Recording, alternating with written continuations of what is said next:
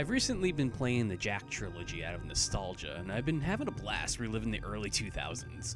While Jak and Daxter was a simple platformer and Jak 2 being harder than a Dark Souls game, Jak 3 sits at a weird spot.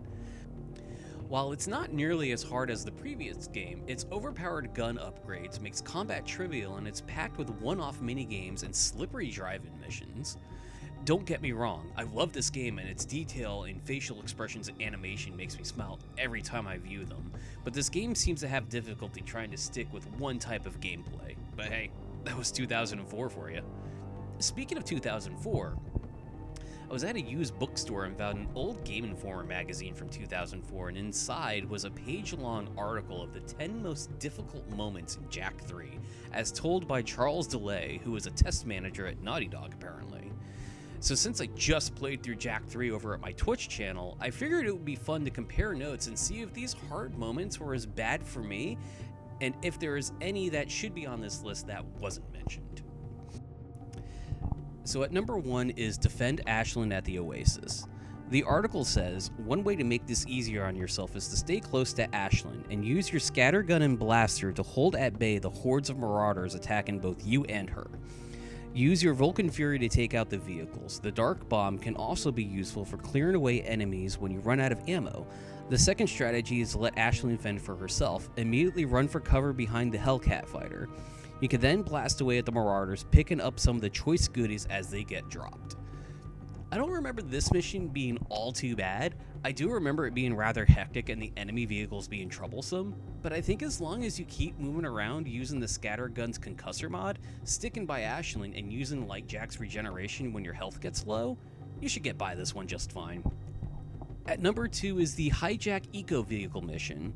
The article says, in the first part of this mission, pay close attention to the radar to help guide you towards the port. Also, be sure to keep your speed up and stay ahead of the heat-sinking missiles that are tracking you down. In the second part, there are decoys scattered around the port.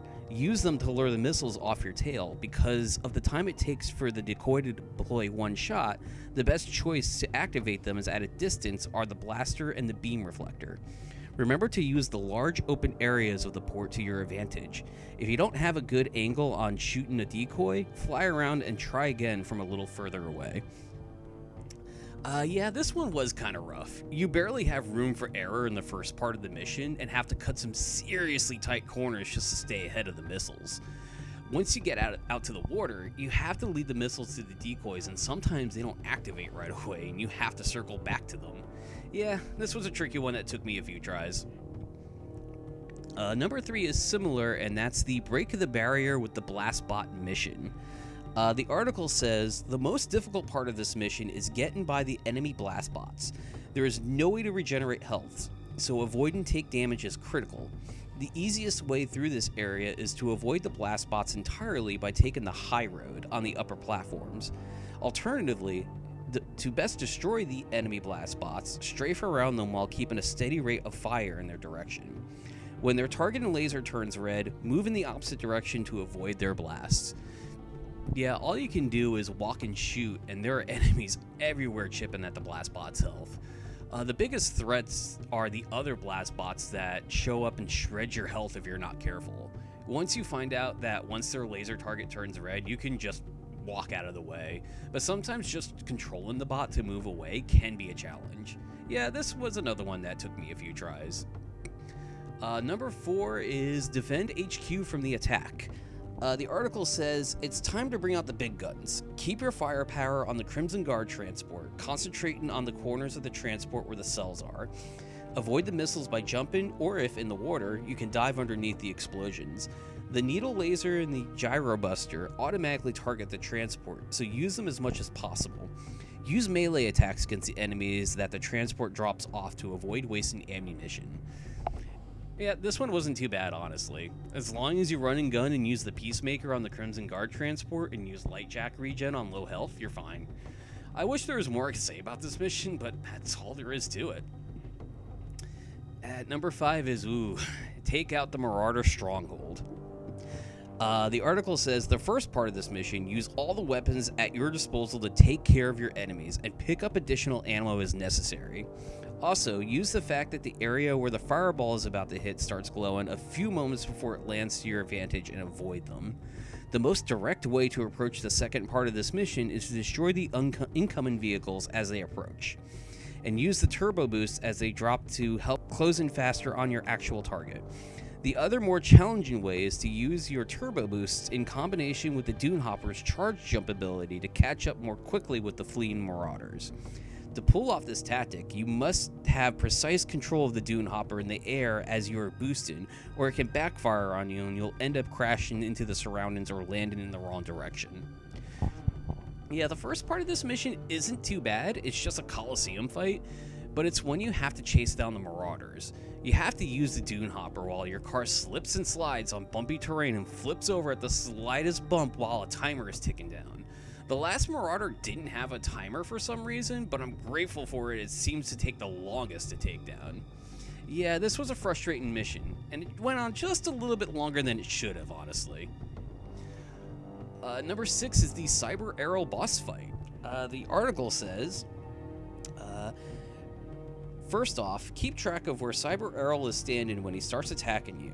Each of the circular enemy deployment tubes has a different color ring around it, which would make it easier to remember where Cyber Arrow is when it's time to project his nasty bomb back at him. When he starts the first part of any of his attack phases, your best bet is to keep on the move and jump right after his target reticle turns red to avoid being hit by the seismic wave that may occur after impact. If you see a volley of multiple projectiles, then they're going to destroy the areas of the floor underneath you, so be careful not to jump right in one of those holes. The waves of KG robots can be taken out with the Blaster mod or Vulcan Fury, but the Peacemaker is a better weapon to use against more formidable opponents like the Dark Precursors and the later attack waves. Keep track of your ammo usage and make sure to pick up the dropped items as much as possible, but don't risk taking damage for extra ammo. This one wasn't too bad. The Scattershot's Plasmite RPG mod makes short work of all the ads and drop plenty of ammo to replenish it. Avoiding the pits might be the trickiest parts of this fight, so watch your feet. Just keep an eye on where Errol is and hit the robots back up at him to damage him, and you'll make short work of him. At number 7 is Activate Astro Viewer in Haven Forest. They say the best tactic to remove any Dark Precursors who are controlling a nearby turret is to stand behind a tree or boulder and fire the needle laser around the corner towards the precursor, knocking them off. You can also use the Gyro Buster in the same fashion to clear out multiple enemies more quickly. Once you're in a turret, shoot at the dark flowers until the amount of enemies around you becomes excessive. Then jump out of the turret and quickly fire the mass inverter and jump back into the turret immediately. And this tactic will give you more time to destroy dark flowers without having an enemy shoot at you for a short amount of time. You can also use the Gyro Buster with this tactic if you're running low on purple ammunition. Another one that's not too bad. Sometimes the Dark Precursor will be on a turret and you'll need to get to where they have aim assist cheats on activated, it seems. A good method that you can do that the article mentions is to hide behind some cover and use the needle laser to make things easy. Just don't do what I did and use your face to tank some shots. 6 out of 10, wouldn't recommend. Number 8 is blow open the tower door. The article says the key to this mission is to always keep firing. Furthermore, defending Torn is a priority, since his health is much lower than yours. The enemies that take the most health are the metalhead grunts that jump at you. Try to destroy them from the ground or in the air, since they instantly do damage to your cruiser. If going under a bridge or in an area with many overhead obstacles, keep an eye out for the grunts jumping from the roofs or off the bridges. Once into the port, attack as many enemies as possible from far away as possible. Also, destroy the barrels quickly since they take out multiple enemies at once. Yeah, this is just an on-rails shooter mission. It can have enemies everywhere. The hardest part of this mission is keeping Torn alive, as he has the health of a white mage with no armor, but as long as you keep shooting, you'll be okay. You can even get some pot shot at some distant enemies that aren't aggro yet, making this mission easier. This was a first try for me, so it wasn't too bad. Ooh, I hope you like driving, because at number 9 is taking out the final boss's legs. The guide says the most difficult part of this mission is actually getting in position to shoot out the targets. Usually when you drive up, you're able to get some of the targets facing forward while charging head on. After that, you can usually pick off a couple of targets in the middle, and finally, as the walker passes you, pick off some of the targets on the back. At this point, cut across the desert and try to intercept the walker head on, like you did with the mission began. This will set you up with a much easier path to hit the remaining targets on the front and in the middle you missed previously. Ideally, on your initial run, try to hit all the targets on the side, all the targets facing Asparagus or face in the center. That will make it easier for you on your cleanup run. In this mission, you have to drive around shooting at the weak spots on the leg. What makes this hard is not only the constant hills and bumps to have to fight with to get a good shot, but the bombs that the boss drops off are hard to anticipate due to them just coming from off screen at any direction. Also, having to avoid being stepped on by the boss can come right out of nowhere too. Yeah, this took me a second try and it was rough. And finally at number 10 is an optional mission, the Spargus Timer Challenge. The article says the most difficult part of this side challenge is not running out of time when the time tokens are sparse. Your best bet is to get a leaper lizard before hitting the blue sphere and activating the challenge. Follow the path, making sure to watch for the red and yellow time tokens. Don't stray too far from the path though, and make sure to still pick up the blue tokens as well or you'll run out of time.